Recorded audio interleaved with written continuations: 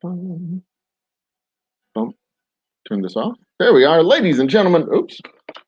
Ladies and gentlemen, brothers and sisters, children of all ages, welcome to the 85th running of the Old Humble Distilling Company Quarantine Happy Hour. We will be joined tonight by Jennifer from ErmaRose Winery, I almost said Distilling Company, maker of, in fact, we're going to be joined by her right now. Yep, there she is. She's ready to go. And boom, Jennifer, the mad wine scientist herself, joining us on the show tonight. Yes. Say hi to everybody. Hey, everyone. So you make wine here in the city of Houston, Yes. over on the west side of town. Yes, out in Katy. Out in Katy. So cheers to you. We start the show off with our opening shot. What am I going to be drinking tonight for my opening shot? I will have our straight whiskey. I got to check the bottle and make sure I still have enough whiskey in it to do a shot, because I have a few over here that just have a little bit. Is it okay to shoot out of a wine glass? Oh, yeah. Just don't fill the whole thing up. No, I think that's a shot. I'm not sure. Cheers, Jen. So, real quick, I want to give everybody over on Twitch. We're streaming on Twitch and YouTube tonight. Big shout out to our friends over on Cabin Fever live stream. Subscribe to their channel. Follow it. Subscribe. Do your Amazon Prime membership thing, or drop $5 and be a member on their channel. You can subscribe to our channel over at the Old Humble Guy as well, since you're on Twitch already. Subscribe to our channel here on the YouTubes. You don't have a YouTube channel, do you, Jen? Yeah, we do. It's small. I haven't built it up yet. ErmaRose Winery. What is the name of that channel? ErmaRose Winery. ErmaRose Winery. ErmaRose Winery. Subscribe to Jen's channel too. So like the video, subscribe to our channel, subscribe to her channel, and leave a comment over in the comment field, which I am now beginning to monitor as we speak. I don't know what they're going to look like if they come. Oh, look, I have a little button over here that tells me where they all come from. Good deal. Moose Gal is in the house. Hi, Cindy. I hope I have that right. I just call her Moose Gal. She's a big fan of the show. Okay, so we've got the housekeeping stuff out of the way. Jen, let's talk about your wine. All right. Shall we? Yeah, no problem. Well, first off, how long have y'all been around? Our 2-year anniversary was on the 1st of March. 2-year anniversary. Yes. 2-year anniversary, and you had a big win. It's not right. It's Christina. I knew I was wrong. Moose Cow just corrected me. Said her name was Christina. I knew I was wrong when I said it. Cindy is Hunt for Heat. See, I know my people. Okay, so you have your 2-year anniversaries coming up. You just had a big win with the Texans. Yes. Yeah, you had their Black History Month gift bags. Yes. Am I right? Am I getting the whole story? Yeah. Well, you finish it. Yeah. I was getting ready for work one day and received a message on Facebook, and this lady was like, "Oh, I'm with the Texans, and I would like to feature your wine in our Black History basket." And I was like, "Yeah, whatever." And my mom. How much is this going to cost me? My mom called me before I could even finish the message, because we shared the company's messenger, and she was like screaming, and I was like, okay, well, let me call her first and see if it's real, and it turned out to be real. It was pretty cool. I do a lot of sharing of my story and on all my trials and tribulations on Twitter. Like I don't hold back. I want people to really understand what it's like to be an entrepreneur. All the stuff we have to go through to try to get our businesses off the ground. Right. And so I went to Twitter after I confirmed that it was true, and I was like, dude, the Texans just ordered 250 bottles from my winery. And that tweet blew up, and it was featured on the news. They were talking about it on the radio. So yeah, it was crazy. It's a big win. A lot of good good publicity for the winery. Yes. And especially, I mean, it's a new venture. You're still, 2 years into it. You're still in the stage of running around, panicking, and trying to make sure that everything works. Right. Right. Yeah. Yeah, we kind of stay in that. See, I ran my distillery part-time for 5 years. I'm still in we've just been doing full-time now since October of 2019. So I am still very much in the, oh my God, will I be able to pay rent this month phase of business. Yeah, COVID really made that situation worse. Like, man, when they first shut all us down, I was like, oh my god, how am I gonna pay rent? So yeah, you're based over there in a little a former residence turned business. You've got I was in there. You have the bar space. The whole backyard looks like it's the wine garden area. Were you able to do any of that activity for the last year? Well, shut down the whole wine garden, shut down the bar, shut down everything. All your sales are through stores right now. No, they shut us down for 3 months, and right. then Okay. like they let us open up as long as we have a food truck and stuff like that. So I had to partner with a lot of food trucks in the area just so that we can keep our doors open and stuff like that. Yeah, we were in between locations, so we moved out of our old location into January 2020 and moved into our new location in late May, but we didn't get electricity till October. So we weren't open, but we couldn't be open. Right. And we couldn't be open and we weren't open. We didn't have a place to open. And now we're kind of in a mode where we want to open up, but we really want to open up safely. So we're looking probably the end of May. Are you excited about being able to be full 100% next week? Or Man, are you like, I'm going to run the same way I've been running because I want to protect my employees. I don't want, they're like, my employees are like family to me. So, I think I a don't lot of want them are anything family bad to you. happen. Huh? I think a lot of them are family to you, yeah? Yeah. My little brother works for me, my mom, my girlfriend, like, yeah. So how many people do you have working for you? It fluctuates. Like a lot of the people I hire are students. So, as the, they pick up classes and stuff like that, or they are going out and finding new things. Like I'm losing my tasting room manager because she got an acting gig, and man, I couldn't be more happy for her, man, to go Cool. out. Where's she acting at? What's she going to act at? I don't really know the name of the movie. She said it's something they're gonna try to submit to Sundance, I think. Okay. And Is it recording here in Houston? no, she has to go up to Austin, so that's why she had to quit because she's gonna have to Cool. relocate. And I'm rooting for her Very because cool. they're helping me realize my dream. Why can't I encourage? I'm not mad at her at all. I'm not, man. She said if she became famous, she would give me a shout out to Idris Elba. I just want to say hello. That's it. That's all. Let her give a little gift bag to all of her coworkers. Yeah. So you gave me a bottle of wine for me to have tonight. Tell me a little bit about the Blackberry, your Blackberry wine. This is the ErmaRose Blackberry wine. Tell me a little bit about this wine. The Blackberry wine was the first wine I learned. I learned how to make in my house. And then I kind of perfected it and worked on the recipe until I had it down packed. I can make that wine in my sleep now. But it's Nice. It's a table wine. It's 2% residual sugar. So it's not sweet, not dry. It's really nice and smooth. And it's made with blackberries.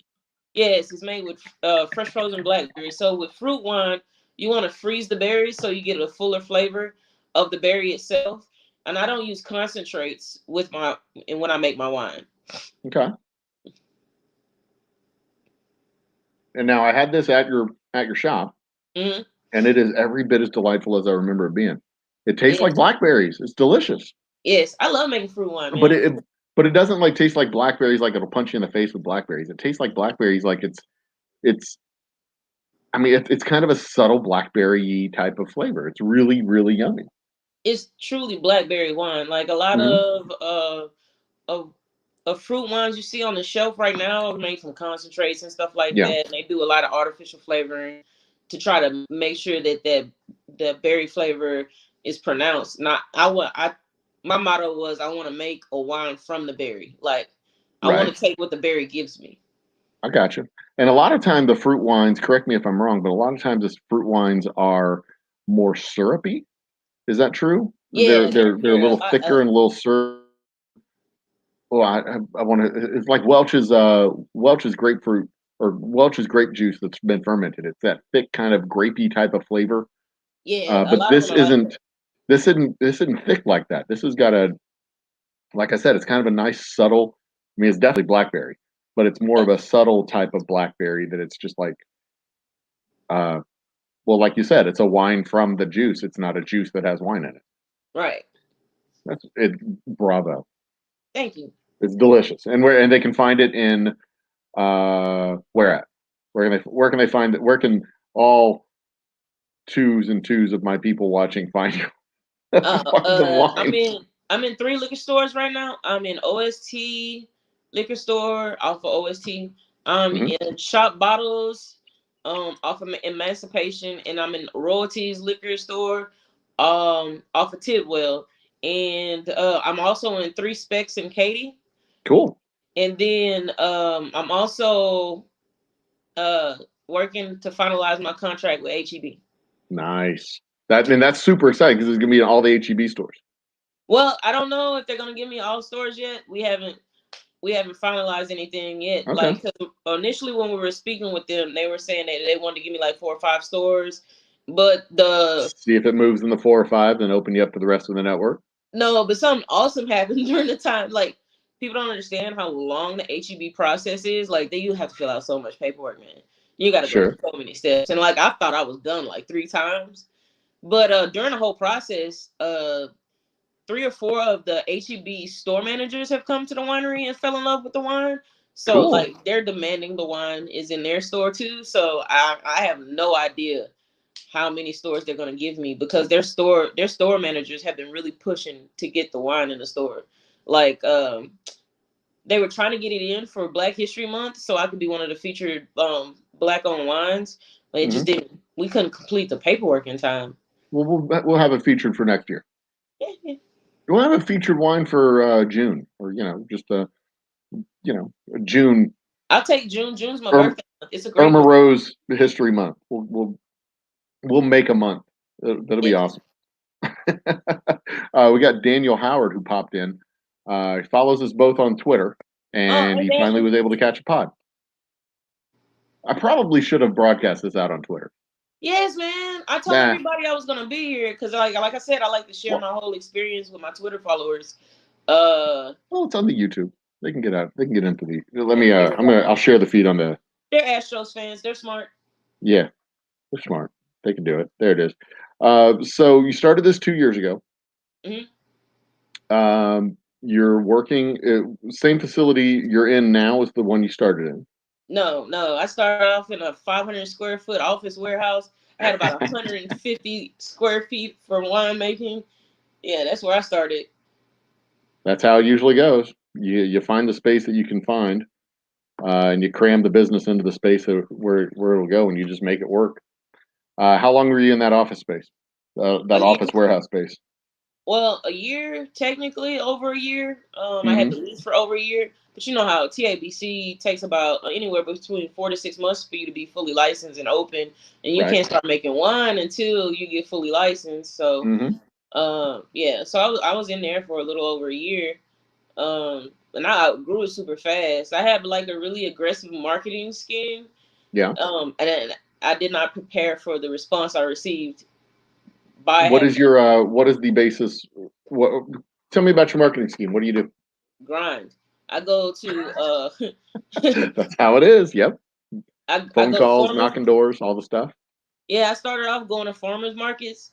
I mean, I was not sleeping. I was getting up at like 4 or 5 o'clock in the morning, going to farmers markets, doing farmers markets. I did a lot of stuff on social media. I posted my videos of me making wine on Twitter. A lot of, like I said, like I shared everything I could. Like it's like a journal. On my Twitter page. Journal / Astro fan being angry at everybody that's not an Astro fan. That I think is actually where I came across you the first time is through Astro's Twitter. Yes. And I believe you're the official wine of Astro's Twitter, and I'm willing to take on the mantle of official whiskey. I don't think it's an official title, but we'll if you declare it, I think it becomes a thing. Just like Michael Jackson declared himself the king of pop, and Howard Stern declared himself the king of talk radio. I guess they call that speaking it into existence. Yeah, I mean, it's the first one to the mountaintop. Right. That's that thing. Yeah, this is really yummy, by the way. Thank you. I can't have too much of your stuff, man. I tried some the other day and was like, woo, I'm not a big liquor girl, but this is some good stuff. Well, thank you. I appreciate that.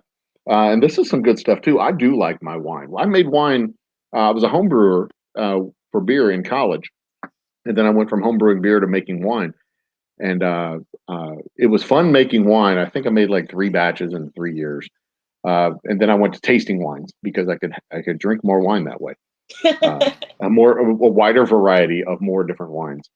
And that's what eventually led me into the whiskey world, because wine tastings and whiskey tastings, we share a lot of the same language. Yes. Which I find to be, in fact, I'm going to call my lovely wife in here and let her take a drink. Oh, because this was a treat for her. A lot of great. I have not given her any of this yet, and I have the monkey mask, gorilla mask, mask gorilla, mask gorilla. That's it. I have that in the refrigerator right now, chilling back down because I left it here on my desk and it got warm, so it's back in the refrigerator. Let's see if she'll come here and have a drink with me real quick. Sending her a text. She's all the way in the other room. Okay, so biggest challenge you faced starting the business, starting the winery, after the permitting and licensing and all that stuff. The biggest challenge you faced, what was it? Success. Actually facing the success and figuring out how to manage it. It's terrifying.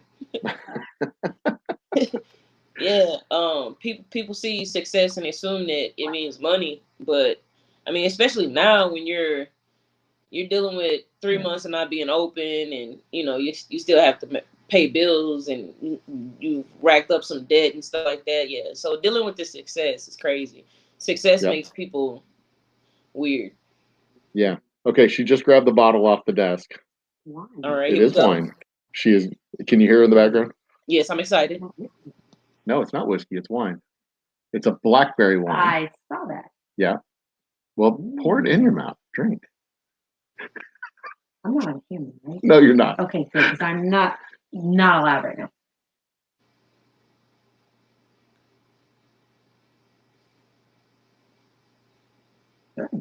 It's good.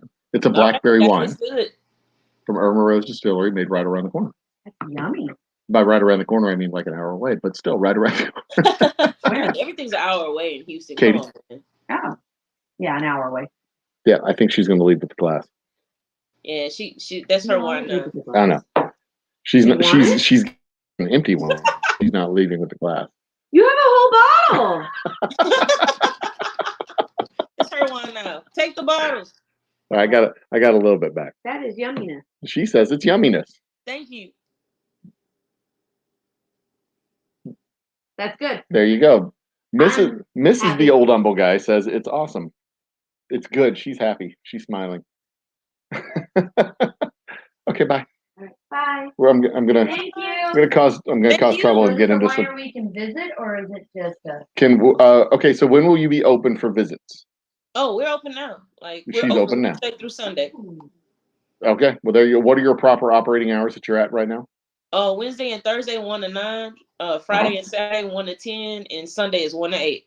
So Wednesday and Thursday, 1 to 9. Friday and Saturday 1 to 8. 1 to 10. 1 to 10. I'm sorry. Right? You got that right? Yes. And then Sunday 1 to 8. 8. There you go. Date night. She says date night. Oh, it's a perfect date night. Yeah, we'll come and see you. We have live music and everything. Hi. Live music and everything. That's great because I'm starting to feel it in my belly. Feels good. It's never fun listening to a band that's not live. Right? The bones rattle and pieces fall off of them. It's just no fun that way.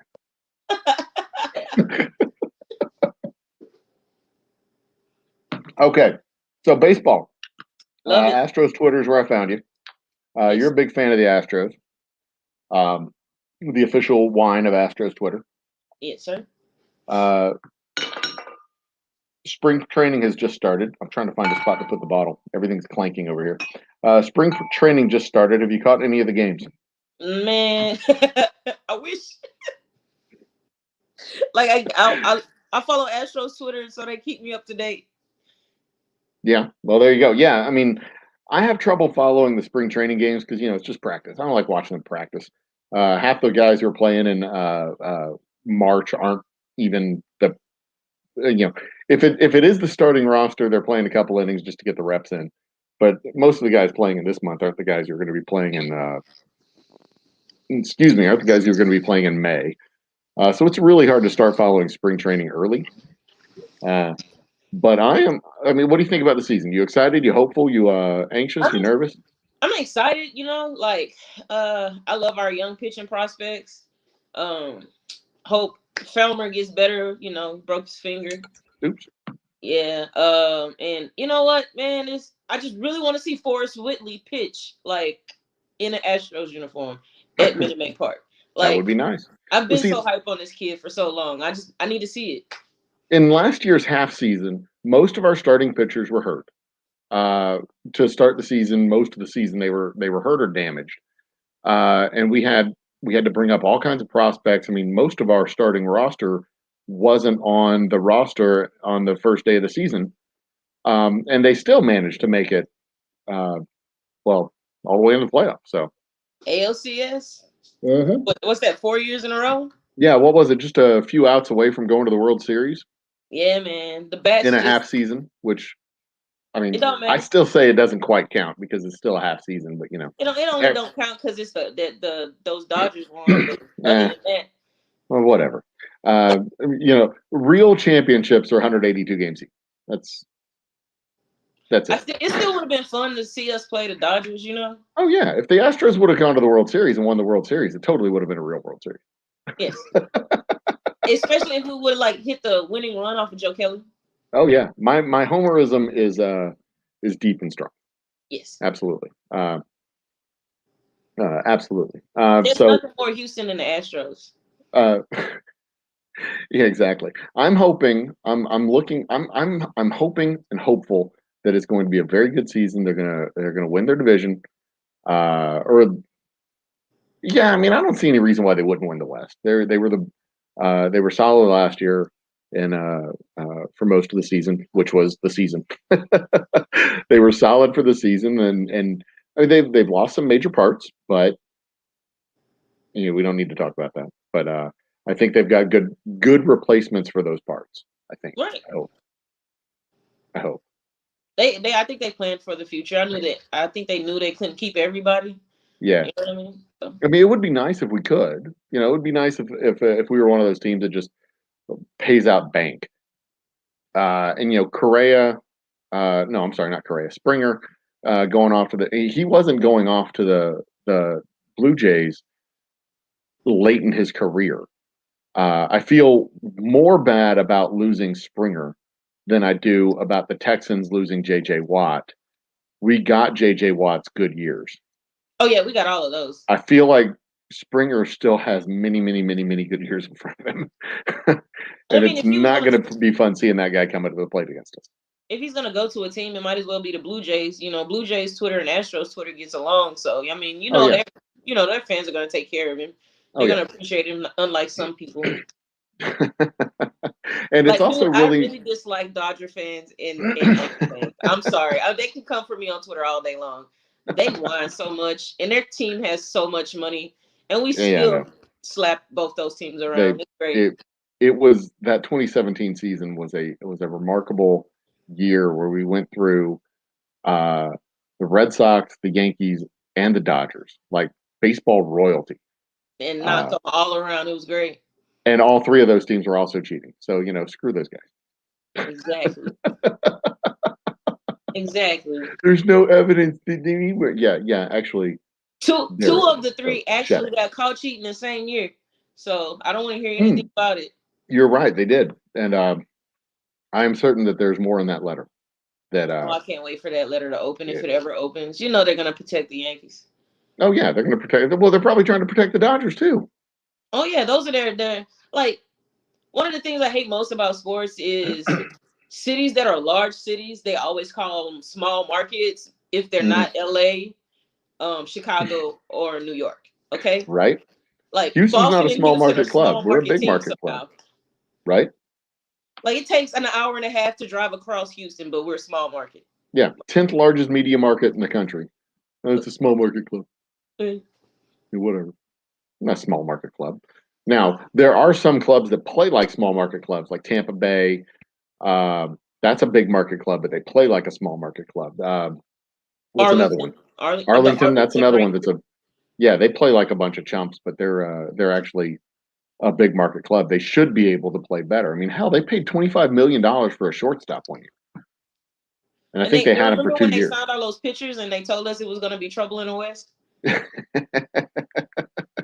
Yeah, it turns out they just signed up the bullpen for the home run derby that previous year. Yes. And it paid off for him. I love facing the Arlington Rangers. Yeah, the batting practice squad is great. Always tunes us up right, real nice for the Yankees. Got a few practice games. It's nice. What else? What else other than baseball? What other things are? I mean, in your downtime, are you reading books? Are you watching Netflix? Are you catching some movies? What are you doing in your downtime? I know you don't have a lot.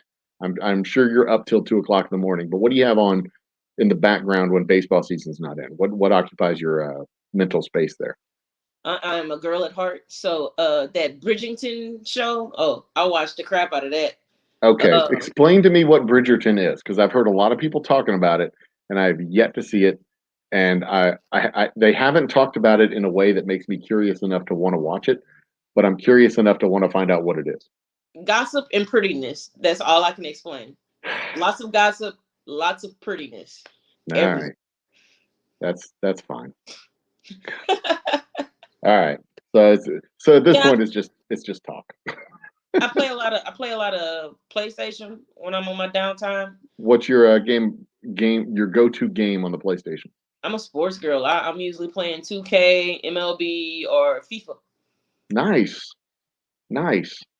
My kids have taken over our Xbox, so I don't play anything anymore over there. I am consumed over here on the computer with real-time strategy games. I've stumbled across this one that, like, literally it's real time. Like it's called Conflict of Nations, and the pieces move in the same speed that they would move in real life. So if you're moving them from Houston to Austin, it takes 3 hours to move them from Houston to Austin. Oh, that's awesome. Yeah, it's an exercise in patience. I would never get work done. But you basically have to set things in motion, go to bed, wake up, see what happens, and then do more stuff. Yeah, that was like when I was playing Clash of Clans, man. It was all day affair. Oh God. I had to break that addiction. They consume your brain so vast and deep. What kind of wines do you drink outside of your own house? If it's not your wine? I get asked this question all the time with the whiskey. If it's not your whiskey, what whiskey are you drinking? What wines are you drinking when you're not drinking yours?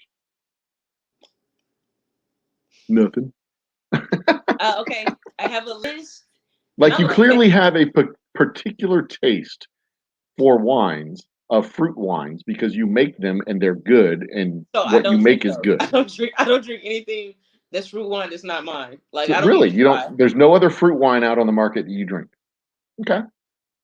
No. So what do you go for? I go for the traditionals. I like Lost Oaks. They're a winery up north. They're really good. I actually met the owner, Landon. He's a funny guy. And funny story. I was networking and trying to grow my brand, and I joined the Texas Wine and Grape Growers Association, and they have a conference every year.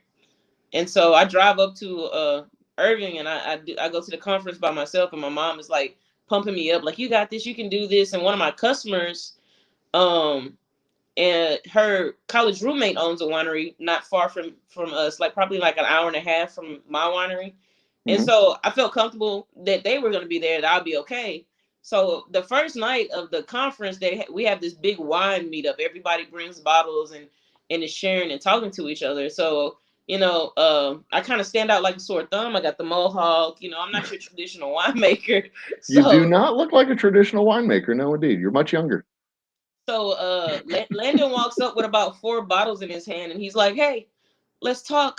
Heard you make wine." And he starts pouring into my glass, and I'm like, "Okay, this is great. I love this." And then he pours another glass, and I'm like, "Thank you. This is great." And he just keeps pouring, man. You've just ruined my coffee. Okay. By the end of the night, I'm like, Love Lost Oaks. Yeah. So yeah, Linden Winery, Lost Oaks Winery. I love their wine. Messina Hoff makes some good wine. Yeah. I'm trying to think. Like, there's a lot of wineries in the area that people don't know about. I know, right? There's a lot more wineries, especially in the Houston area. But between Houston and Austin and Houston and San Antonio, there's a bunch of little wineries that are tucked away. But within Houston proper, I mean, I ran across a couple that I had no idea that there was even a winery there. It's just this house off of I-10 inside the loop. I'm like, oh, how about that? Yeah, there's Houston wineries. I've run across them at farmers markets. Mhm. There's Blue Mule. They're down I-10. Mayak. They're down I-10. Cast Iron. There's a ton of wineries in Houston. You don't have to go to Fredericksburg. You'll find some Yeah. really nice mom and pop wineries with really great stories. There's 2 retired cops that have a winery. I think they're more towards Galveston, I believe. Gotcha. Yeah, so What are the rules, the laws? How do you get away with selling wine at a farmer's market? I can't go in and sell whiskey at a farmer's market. How do you get away with selling wine? What are the laws? Oh. What are the rules? So thanks to California and Mhm. Texas's nice competitive nature, they don't have as many rules for wineries as they do liquor and beer. So I know. they want us to sell as much wine as we can so we can compete with California. Sure. That's pretty much the rules. Okay. So I have to have a festival license, and as long as I have a festival license, I can go sell at farmers markets. Cool. See, I can go do samples, Mhm. but I can't take product and go sell product. I might be able to pull it off if I have a festival license. It's probably still against the law because they don't like liquor. Liquor makes people dance and have babies and do all kinds of silly stuff like swim in fountains and whatnot. I mean, if you drink enough wine, it'll make you do that. Yes, it will. Yes, it will if you do it right. Competitions. You said you met this guy, Lone Pines, at this festival, this gathering. What kind of competitions have you been in? What kind of award you won? I did the first competition I did. I submitted my cranberry to the Women's International Wine Competition in Denver, Colorado. And now, of course, I'm asking you this knowing full well it's only been 2 years. So Yes. this being in one of those years was a COVID year, so you didn't really have a full year in front of you, and a lot of those competitions were shut down. So Yes. Your first one was the cranberry. Yes, I entered it in the Women's International Wine Competition. We won bronze medal there. Cool. We won at the Lone Star International Wine Competition. We won a bronze with the masked gorilla you have. Mhm. That was the second competition I entered. Then, like, as I started to feel more confident about my winemaking, I entered all of my wines in the Texas International Wine Competition, and I won about 7 or 8 awards there. And then I entered the Lone Star again, did better this year than I did last year. And I entered the rodeo 2 years in a row. And this year, Masked Gorilla won first place in the Texas fruit wine division, and it won first or second place in an international. I got beat by a plum wine for Japan in an international division. I'm gonna have to go try that. Plum wine Mm-hmm. from Japan. Yeah, in the Texas Interesting. in the Texas fruit wine division, I won first and second place. First place was the Masked Gorilla. Second place was the Blueberry. So I got about 12 awards. I can't say that I've ever had a plum wine. That sounds That's a interesting. Japanese tradition. Like Yeah. they have a lot of plum wine. So if you go to a hibachi restaurant, you'll find plum wine there. It goes well with their hibachi. Interesting. Ever make a plum wine? I want to. Yeah. But I have to. That's one of those ones where people kind of expect a certain. So I want to see if I can pull that off. I gotcha. It's the same way with rice whiskey. There's a certain flavor expectation with the rice whiskey, and you can't do it unless you use the right yeast. And I've got the right yeast. I've got the right rice, and I'm working my way towards getting the confidence up to do that, to take that swing, because the rice whiskey, from what I understand, if you do it wrong, It tastes weird. So it's going to be interesting. It's going to be fun. These unusual types of drinks that come from a particular place, location, and culture that kind of creates the drink and tailors the drink to the flavor of the people are hard to replicate when you're not there. Right. But they're fun to do, and maybe in the spirit of the drink, you kind of try to bring it to life in a new place. You know, Right. like my rice whiskey is not going to be Japanese. It's clearly going to be Southeast Texas. I have a really close friend I network with, and she has her own distillery, and she's actually the head distiller there. Where's she at? She's Is out that in Shire or MKT? MKT. Okay. Yeah. She does a rice whiskey, I believe. Cool. Yeah. They're good. They're good folks out there. MKT, for y'all out there who don't know, MKT is out in Katy. MKT being the namesake of Katy, the MKT rail line, Missouri, Kansas, and Topeka. Is that right? Think so. I'm not sure. I think that sounds right. The Missouri, Kansas, and Topeka rail line that had a railhead there in where Katy became, in the location where Katy became a place, and the MKT KT is where Katy gets its name. Anyway, so that's where this place is located. It's out there. Go try them. Find their whiskey. Drink it. It's delicious. They're good folks. Try them out. And my understanding, what you told me was your bad wine goes to them to make brandy. Yeah, we did a couple of collaborations. They released the Blackberry brandy that we collaborated on, and then there's a cranberry that's still aging, and they're gonna do a banana brandy here soon. I had some bad banana. We've all had a bad banana at least once in our life. Can't trust bananas. They look good from the outside, then you open them up and they're brown. Yeah, you just can't trust them. They're all nice and peaceful and quiet, and then you start talking to them, then just a string of expletives come out of their skins, and then they trip you. Stupid bananas. Nonsense, just nonsense, silly, frivolous nonsense. That's all we do. What are your plans for this year? What for the winery? I mean, or you personally? I mean, plan on traveling? Plan on going anywhere? Oh no, man. Because the pandemic is it's over. The pandemic's over. Governor Abbott waved his hand. Everything's better. We can go do stuff now. Yeah. Yes, he gave us the blessing to say to go outside and be free, but I'm gonna be safe. Yeah, I hear you. We have a trip planned. Personally, the family here, we have a trip planned to go camping at Palo Duro Canyon up in Amarillo. So we're gonna go places, but we're gonna go places and be away from people. It's pretty, isn't it? Oh man, that place is awesome. Yeah, the biggest canyon. What is it? The biggest canyon east of the Grand Canyon? Yeah, it's the biggest canyon besides the Grand Canyon. I think it's like number 2, right? I think so.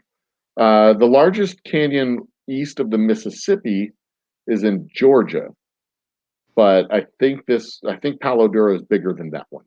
Yes. I went to Texas Tech, as you can tell, so I spent some time up there. I imagine you did. I mean, there's nothing to do in Amarillo. You might as well go to Palo Duro. There's nothing to do in Lubbock either. That's right, because of Texas Tech. I get Amarillo and Lubbock. They're the same damn place.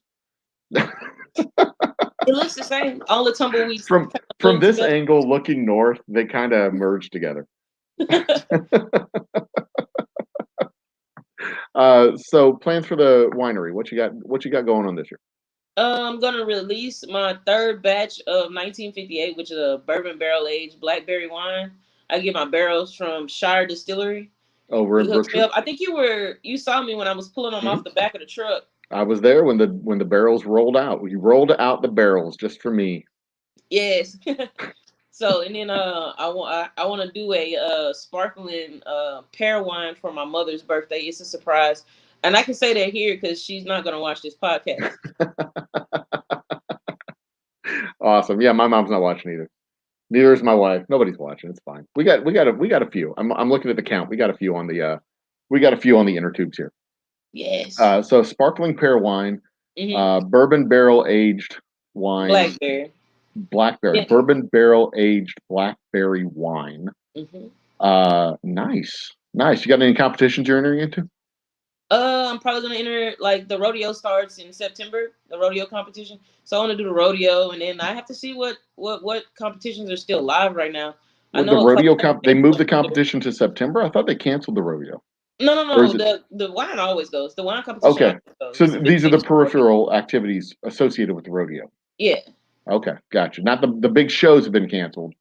Yes. Uh, I guess that makes sense because they do the shows in Reliant this month, and then next month.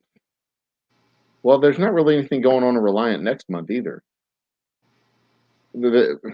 So they couldn't just put it off until I don't know. I guess they have a schedule. If they put it off till June, it makes it impossible for them to plan for 2022 Right. because then the rodeo ends And then you have and to instead start of back planning. yeah they I got know they they were just trying to be safe. yeah. I mean that makes sense because the planning for the rodeo starts the day after the rodeo ends. It's a big production. They do a bunch of stuff. They have the livestock show. This is the largest rodeo in the universe, I think. Um, I mean, there's unconfirmed whether or not it's larger than the rodeos on the moons of Saturn, but we're going to assume it's the largest in the universe. Um, and they start planning it. They've got the livestock show. They've got the concerts. They've got the international delegates committees, and they've got the wine tastings and the whiskey pulls and Dude, the carnival they've got to do and all the stuff. I mean, yeah, you can't do that in 6 months. That the makes wine the wine show has its own warehouse. sense. That's how big it is, man. Like, Yeah, they get wine from all over the world coming through. So because they yeah, do it in like, the Reliant Arena, don't they? yeah. Okay, so Like the they wine sort show, the wine pool is in the Reliant Arena, right? okay. So what they do is they make us all turn in our wine in September, Uh-huh. and then they like organize it. It takes them like a month to organize it or so, like 2 weeks to a month to organize it. Sure. They have to train their judges and all that. So, like, if it's a person that hasn't been judging before, they train them how the scoring system goes and everything. And then they're not in the arena. I think they're in where they show the boat show and stuff. They fill that whole place up and people are just tasting wine all day. That's how much wine they're doing. It's Yeah. crazy. Wow. So where they do the boat show, that's up in Reliant, the convention center on the north Yes. side of the campus. Okay, Yeah. so like guys out there, Reliant Arena or Reliant, it used to be called the Astro Domain area. It was where the Astrodome was. They had Astro Arena, Astro Center, the Astrodome Center, and then Astro World across the street. Astro World's gone. There's this big Rip. damn arena that's now Reliant Arena or Reliant Stadium is next to the Astrodome. It used to be the only indoor stadium, and now it's this small little stadium next to Reliant. When you put the Astrodome inside Reliant, it's huge. I grew up in the Astrodome, man. It's disrespectful to see how they're treating it now. I know, right? I mean, we could have beautifully huge exhibit space, uh, and they just don't. Not yet. Do They will. something I'm with it, sure. man. That's my I mean, childhood. I can respect the county's desire to preserve that infrastructure and not just tear it down. But damn it, they need to do something about it. Quit putting this up to a vote. Just make a decision. Lead. I guess they have to issue the bonds to do it, but they need to just do it. Enough Man, is enough already. they took Astroworld away from me, and then they're just letting the dome sit there. It hurts. See, I was upset about Astroworld being torn down until I really thought about the last time I had gone to Astroworld, and it was like, yeah, I guess whatever. It was the same way when they changed 101 KLOL, the radio station format, and I was like, man, we're losing 101. That sucks. And I thought about it, like, yeah, I haven't listened to that in like at least 5 years. Yeah, it's all right. So, what's really annoying is they tore down Astroworld so that it could become a housing complex, and then they didn't build the housing complex because the real estate bust screwed everything up. It's like we lost on both counts. We didn't get the development that was supposed to come, and we lost Astroworld. And there was a concert stage there, and I mean everything. It was, ugh. I miss the Viper. Yeah, that was a fun one. That was a fun one. I like Grease Lightning, Oh man, especially in those days when you could run, you could go do grease lightning, then run around and do it again and run around and do it. You could like, Yeah. it was rapid fire. You could keep doing grease lightning because there was never a line. And it was one of the best. Yes. I mean, they got people in and out, man. Grease lightning. Oh yeah. Well, it was also a really short ride. It was done in like 30 seconds. I mean, they launched you off like a bullet. You went to the loop and went up and went through the loop and went up and they like, get out. Yeah. They turned on the water hoses and you had to run. Right? Say what? They have something like that in San Antonio now, right? I'm sure they do. Yeah. Well, I mean, both San Antonio and Dallas have the Six Flags. But man, I'll tell you, I took my oldest to Six Flags in Dallas for his like 10th birthday or something like that. I surprised him. Like, he came home from school. I said, okay, pack your bag for 2 nights, get in the car, let's go. You have 15 minutes. And then the next day we went to Six Flags in Dallas. The Six Flags in Dallas was way cooler than the Astro World. I know it's sacrilege to say it out loud, but like the concept of Astro World, I knew it was a Six Flags park and it was supposed to have these like different worlds, these different themes. The one in Dallas really does that. Like they really have the different themes and they really have the different like zones, and you really know you're in a different zone. It's not just when you go to the Excalibur ride and you're like, oh, this is an Excalibur themed. This must be the medieval area. Then everywhere else looks, generic, except for Batman. The Six Flags in Dallas actually had like the signs, and you're entering, the land of the future or whatever they're called. I don't even know what they're called, but we knew we were in different zones every time we went to a different zone. I don't remember that being a thing in San Antonio last time we went to Fiesta. I don't know if that is a thing. I think they're just Fiesta, Texas. It's just one big party. Yeah, a big. I remember the Rattler in San Antonio, the one that goes into the cave. Oh yes, that's cool. That's a fun ride, man. Oh, they got some new thing that swings. Like, dude, really? Yeah, like the old Viking ship. No, but it's like this huge like circle thing, and it just looks like it's defying gravity when it swings, and just like, no, thank you, sir, no. Because Astro World had the Viking ship, but it was a space shuttle. Yes. Yeah. This is like the space shuttle on steroids. Yeah, good time. Good God. All right. It is. We are approaching the end game. We are 12 minutes to the finale. All right. Tell us. I'm going to have another drink. Tell us. Okay, one more time. Tell us where we can find your wine. It's delicious. It is nutritious because it's made from fruit. I think it counts as a fruit. Tell us where we can find it. Food group? You can find us in 3 liquor stores. We're in OST liquor store off of OST. We're in Shop Bottles liquor store off of Emancipation, and we're in Royalties Wine and Liquor off of Tidwell, and then we're in 3 Specs in Katy. Okay. Do you deliver? No. It is illegal to deliver. Is it illegal to deliver wine in Texas? I can't remember. No, man, we can deliver wine now. They're gonna keep the alcohol to go thing. Okay. So you can, but you don't. Not yet. You're not set up for that. It's just too much. I don't have the staffing for it. I got you. But if they emailed you and said, "Hey, we want a case of this delicious stuff," could you arrange for that to happen?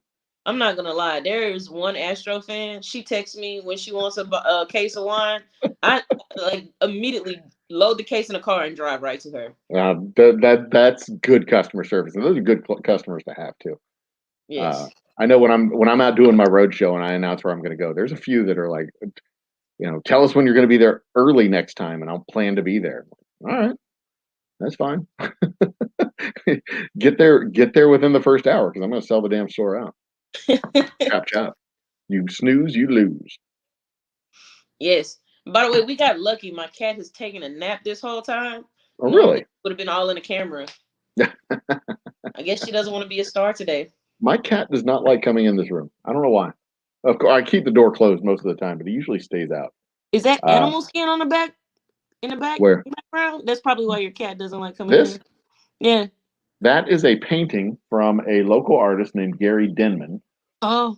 It's called Barrels. It is a painting inspired by the distillery, and it is a cascade of barrels or a stack of barrels on the wall.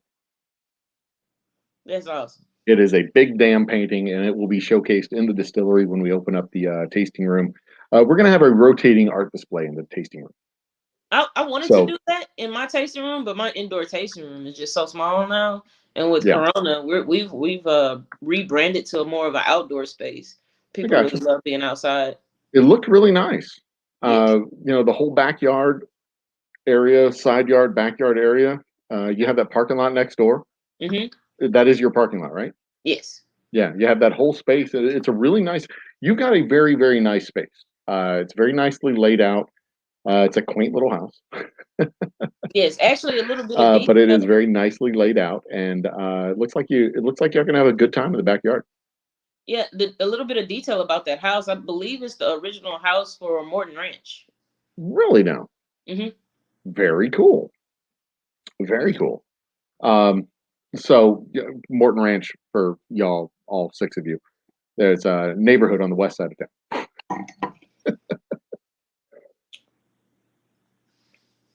That, if I'm not mistaken, used to be an actual working ranch, right?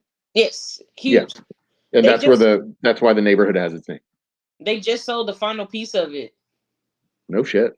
Yeah, cool. All the last 85 acres they had of it, they sold it. That land behind me was the last piece. Oh, very cool. Very cool. Okay. Who is going to win the AL West? Astros. Good answer. Good answer. Who's going to win if the Astros do not win the AL West, who will win the wild card? Two spots? Two wild card spots in the is it two? No, it's three wild card spots in the American League. Well, you know, the Yankees, if the Astros don't win the AL West, who wins the wild cards? Well, the Astros will be a wild card since you're not giving them the AL West. The Yankees aren't going to beat Tampa Bay or Boston, so they're probably going to be begging for a spot. I don't want to pull a wild card out, man. There's some cool teams they're putting together and out there. So yeah, the third one is usually just some random, like all of a sudden they got good for a year, like one pitcher won 20 games, and they're like, wow. Yeah, they put their season together in the last half and went on a 10-game winning streak, and all of a sudden I'll give it to the Angels. That's fair. Two wild cards in the AL West. I mean, might as well. Yeah, why not? There's only like 4 teams in the AL West, though, right? Yeah, I mean they're better than the Rangers. I mean, why not? I mean, we're living in a world where the Astros didn't win the division, so yeah, let's have 3 teams from the AL West going to the playoffs. Why not? And see, I envision, like, the only reason I figure the Astros wouldn't win is that they get off to a slow start. But they get off to a slow start every year. Well, yeah, but they get off to a slow start, and it takes them a little bit longer to put the pieces together, and then boom, they're like 2 games out of first place at the end of the season. They get their wild card, but they're gaining steam, and they're building up a head of steam, and they're just getting hotter and hotter and hotter as they get into the playoffs. Yes, and Justin Verlander comes riding in on his cape and saves the day. Yeah.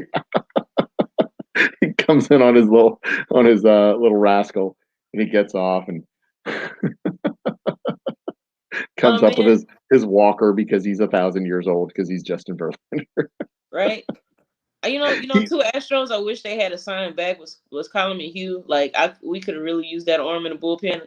And I like that dude, man. He was awesome. And then, he was just a fun guy. And he was just like steady. He wasn't great, wasn't bad. He was steady. You could count on him to do what he needed to do. Yes. And then Jake Marisnik. I mean, like we could use a backup still, right? He had character. He was fun. Oh, the flow of that hair, man. Yeah, I missed that guy. He was a good character. Yes. I'll be damned. We're at 5 minutes to the end. This is a happy hour. I like to stick with a solid 1-hour show. We're at 5 minutes to the end of the show. Plug your stuff. What's your website? ErmaRoseWinery.com.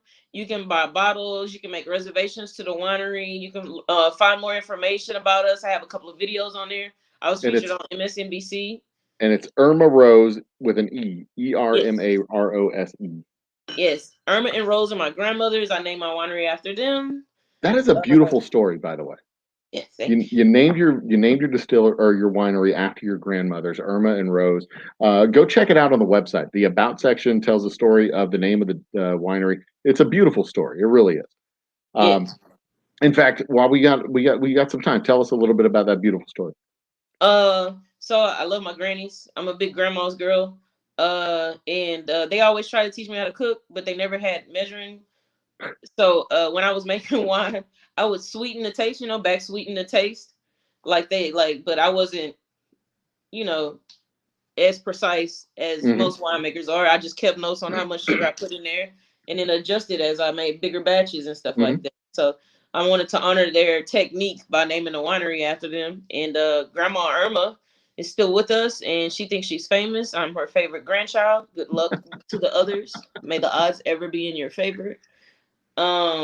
Was that the nice lady that I met when I was there? That wasn't your grandma. That was my mom. That was Oh your my mom. That's God. what I thought. I didn't think I'd met your grandmother when I was there because that was your mom. That's what I thought. Yeah, that was my mom. My She's a mom, my lovely lady. grandma, and I look just alike. I know what I'm gonna look like when I'm 85. I have no choice. Yeah, I think it's written. Yep, it is written. That is what will come to pass. Yeah, sometimes you'll catch Grandma Irma at the winery when COVID dies down a little bit more. She loves meeting people and signing autographs and taking pictures. Very cool, and that's a really cool way to make. It makes her a very proprietary, very specialized type of blend. It's very hard to replicate when it's just I put in enough. Well, how much is enough? It's enough. Enough.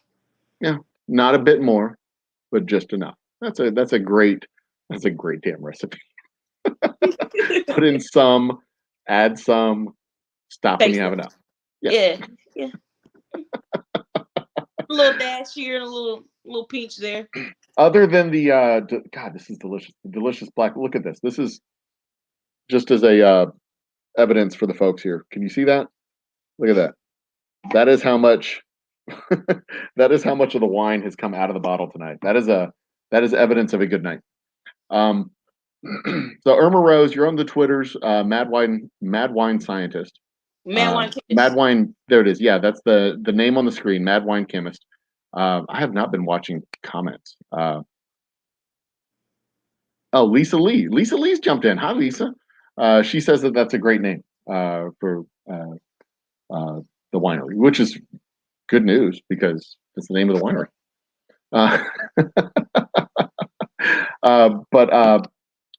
Man, I lost my damn train of thought. What was I saying? You were reading comments. Oh yeah. Oh, before the comments, find her Twitter. She's on Twitter. That's the name under her face. Mad Wine Chemist. Are you trained as a chemist in college? No, it was a really cool name I thought of for it. My Twitter handle. No, I'm not trained as a chemist either. I was an old business major, so no discernible skills was my major in college. Are you on the Facebooks and Instagrams too? You're on the Instagrams, ErmaRose Winery, on the Instagrams and Facebook as well. So go follow her there. In fact, you can go hit the YouTube channel. Yes, ErmaRose Winery on YouTube. ErmaRose Winery on YouTube. And while you're on the YouTubes looking for channels to like this one, like the video, subscribe to this channel. You can find us over on the Twitch, the Old Humble Guy. Follow me on Twitter, old_umble, also on the Facebooks and Instagrams and all that stuff. Our website, oldhumbledistilling.com, and you can help us. You can be bad influences with us and support our capital campaign. Information is on our website and down in the description of this video. Jennifer. Yes, sir. Holy crap, this has been a ton of fun.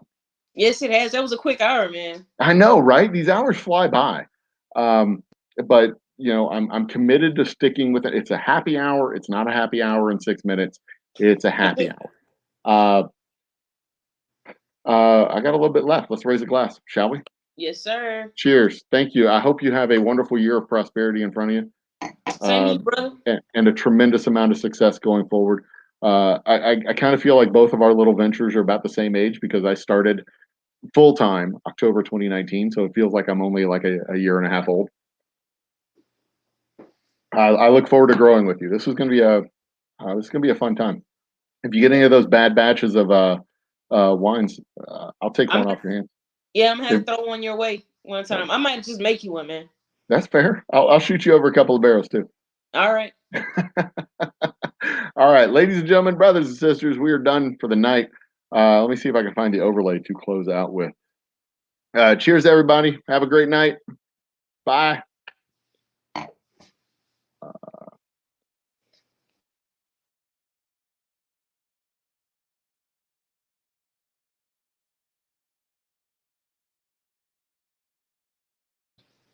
Done. That was fun. Thank you so much.